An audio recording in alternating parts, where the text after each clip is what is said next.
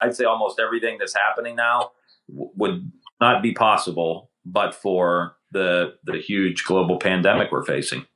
Every worker in America should be guaranteed at least 12 weeks of paid family and medical leave. My plan, the Freedom Dividend, would give every American adult $1,000 a month. Chuck Schumer and Bernie Sanders are calling for a limit on corporate stock buybacks. Just a few weeks ago, getting ideas like these into law would have been almost impossible for liberals.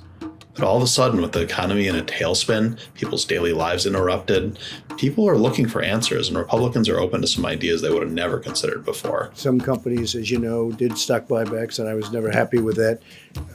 It's very hard to tell them not to, but I would tell them not to. We're looking at sending checks to Americans immediately. The Senate passed a coronavirus aid package that will give billions of dollars for free coronavirus testing, paid sick leave, and will expand safety net spending.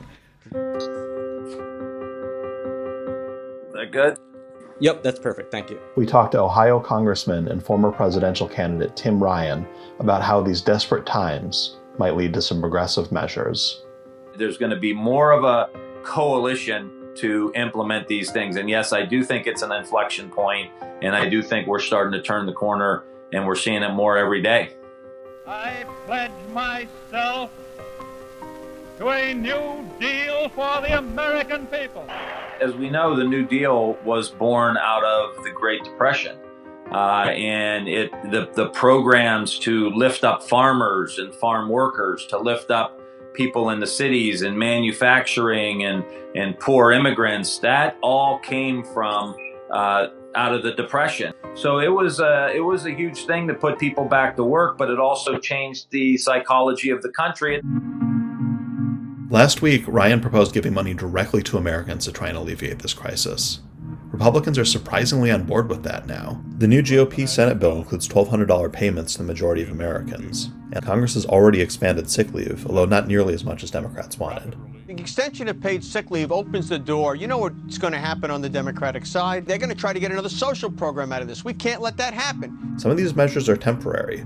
Some of these are only half measures, but this is a huge step towards what Democrats want. You know, if we look at this, and God willing, we ride this out, and a lot of people benefit from the paid sick leave that they didn't otherwise get, all of a sudden, when this subsides, they're going to say, well, why shouldn't I get sick leave when I'm sick any other time? Why does it have to be a global pandemic? And so that's where the awareness comes of, okay, I deserve this as a worker. And I deserve health care as a worker. I deserve a good retirement as a worker. I may not be doing the most sophisticated job in the world, but I'm participating. I'm doing my job. I'm doing what I'm supposed to do. I'm working hard, and there should be certain benefits that come with that. It's getting back to that social contract.